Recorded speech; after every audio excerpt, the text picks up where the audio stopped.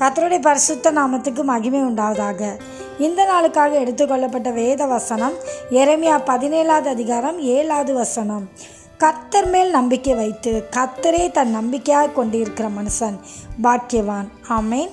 இதை பார்த்து கொண்டிருக்கிற பிரியமான சகோதர சகோதரிகளே, கர்த்தருடைய வார்த்தை சொல்கிறது, கர்த்தர் மேலே நம்பிக்கை வைத்து கர்த்தரே நம்பிக்கையாக கொண்டிருக்கிற மனுஷன் ஆசீர்வதிக்கப்பட்டவன் ஆசீர்வதிக்கப்பட்டவள் என்று வேதவசனம் சொல்கிறது. உங்கள் வாழ்க்கையில் எல்லா காரியத்தையும் கர்த்தரை நம்பியிருக்கணும். சில வேளையில் நம்முடைய தேவைகளுக்காக மனிதனை சார்ந்து முழுமையாக நம்பி இருக்கிறோம். ஆனால் கடைசியில் ஏமாற்றம் காணப்படுகிறது.